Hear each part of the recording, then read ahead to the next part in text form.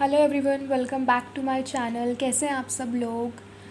I hope आप सबको अब तक मैंने जितना पढ़ाया है वीडियोस में सब समझ में आ रहा है। और अगर आप कुछ भी डाउट्स हैं तो आप पूछ सकते हैं कमेंट्स में, ठीक है? मैं आपको रिप्लाई दे दूँगी। ओके, सो अब अम, आगे बढ़ते हैं। हमने कहाँ तक करा था? हमने यहाँ तक कर लिया था, टेबल तक।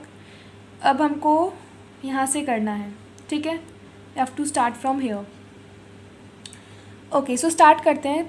सो आई होप आप सब अपनी बुक्स वगैरह सब खोल के बैठे हुए हैं, ठीक है? ठीक है, so let's start. Let us enlist the nutrition programmes operating in a country. तो यहाँ पे दे आर 4-5 प्रोग्राम्स जो बता रखे हैं जो हमारी कंट्री में न्यूट्रिशन प्रोग्राम्स हैं, ठीक है, जो हमारी कंट्री में हुए हैं, विच इज़ ICDS। हम पहले बात कर चुके हैं ICDS के बारे में। ICDS किन लोगों को कवर करता है? ये वाला programme for early childhood care and development, covering pregnant and nursing mothers and infants and young children up to 6 years. हम पहले बात कर चुके हैं 0 to 6 ईयर्स, ठीक है, और प्रेग्नेंट एंड नर्सिंग मदर्स को ये वाला प्रोग्राम कवर करता है, ठीक है? अब बढ़ते हैं आगे। सेकेंड प्रोग्राम है nutrient deficiency control programme, which are national prophylaxis program for prevention of blindness due to vitamin A deficiency, national nutritional anemia prophylaxis program, national iodine deficiency disorder control program। तो अगर paper में ये आता है कि name some nutrition programmes operating in a country, तो आप इनमें से कुछ भी लिख सकते हो। ICDS लिख सकते हो, और जो सेकंड पॉइंट में बहुत सारे दे रखे हैं, which is national iodine deficiency disorder control programme, national nutrition anaemia programme. तो ये सब चीज़ें आप उसमें बता सकते हो, ठीक है? थर्ड है food supplementation programme like mid day meal programme. Fourth is food security programme, जैसे public distribution system, Antyodaya Anna Yojana, Annapurna scheme, national food work. ये सब 5 पॉइंट्स में आपको दे रखे हैं। बाकी अगर आता है कि कुछ प्रोग्राम्स के बारे में बताइए, न्यूट्रिशन प्रोग्राम्स के बारे में, तो आप इनमें से कुछ भी लिख सकते हो, ठीक है? तो अच्छे से समझ के इनको याद करना ताकि आप आराम से इनको लिख सको। फोर्थ है, बता दिया मैंने आपको। फिफ्थ है self employment and veg employment scheme, ठीक है? तो ये 5 चीज़ों के बारे में हमने पढ़ा, तो आप इनमें से कुछ भी लिख सकते हो अगर आता है इसके बारे में तो।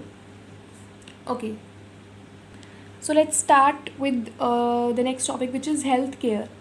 हेल्थ केयर के अंदर हम 3 चीज़ों के बारे में पढ़ेंगे, ठीक है? सबसे पहली चीज़ जो हम उसके पढ़ेंगे इसके अंडर, वो है आपका प्राइमरी लेवल, ठीक है, tertiary level, primary level, secondary level and tertiary level. Okay, so health care के बारे में पढ़ते हैं। तो health is a fundamental human right and it is the responsibility of the government to provide adequate health care to the citizens. Health care is not just medical care, but it includes a multitude of services that should promote, maintain, monitor और restore health. हमारी country के अंदर 3 levels पे health care provide की जाती है, which is primary, secondary and tertiary. तो primary जो है सबसे फर्स्ट लेवल ऑफ कॉन्टैक्ट है किसी भी इंडिविजुअल का, फैमिली का या फिर कम्युनिटी का विद द हेल्थ सिस्टम। सबसे पहला जो लेवल ऑफ कॉन्टैक्ट है वो है प्राइमरी लेवल किसी भी पर्सन का। तो in our country these services are provided through network of primary health centres, PHCs। तो हमारी कंट्री में जो ये सर्विसेज है किसके थ्रू प्रोवाइड होते हैं? Through a network of PHCs which is primary health centres, ठीक है? 1 मार्कर है, ये भी इम्पॉर्टेंट है, ठीक है? दिस इज ऑल्सो इम्पॉर्टेंट कि dash is the first level of contact, ठीक है, of the person health care के अंदर। This is the primary level.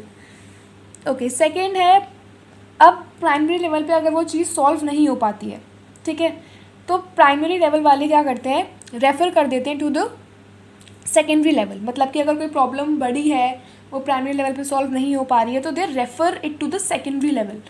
So more complex health problems are resolved at the second level through district hospitals and community health centres, ठीक है? तो second level पे कौन कौन लोग काम कर रहे हैं? District hospitals and community health centres, ठीक है? Community health centre function as the first referral level. इसका मतलब क्या है? फर्स्ट रेफरल लेवल का मतलब क्या है? क्योंकि प्राइमरी लेवल ने जो है उनको कॉन्टैक्ट किया, सबसे पहले रेफ़र किया, तो सबसे पहला जो रेफरल लेवल है वो सेकेंडरी है, ठीक है। तो यहाँ पे सबसे पहले रेफ़र किया गया, तो this is the first referral level. Primary first referral level नहीं, क्योंकि उसमें आप जाते हो, उसमें मतलब आपको कोई रेफ़र नहीं करता है। सेकेंडरी में रेफ़र किया जाता है, इसलिए secondary is the first referral level, ठीक है। Tertiary is the third and the highest level of health care.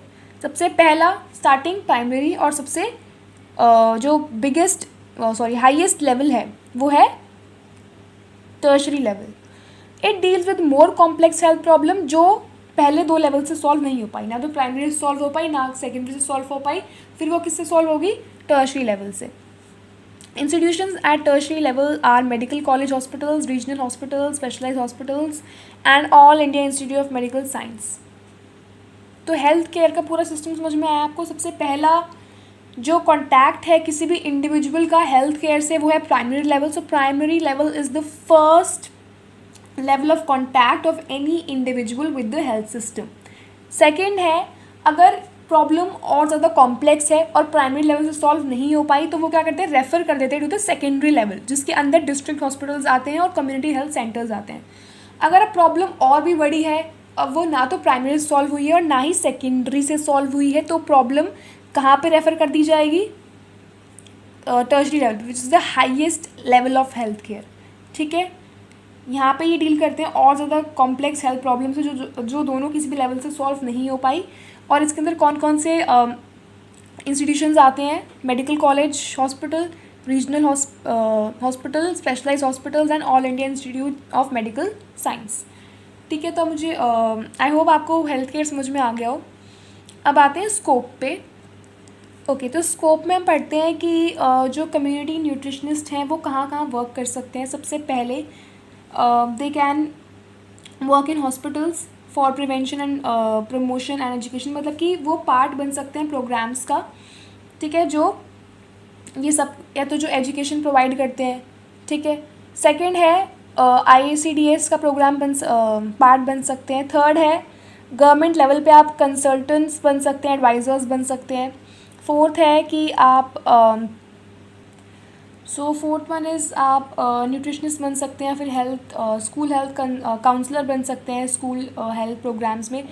There are many thing, ठीक है। अगर आता है कि स्कोप क्या है, तो आप इनमें से कुछ भी लिख सकते हो अपनी मर्ज़ी से, ठीक है।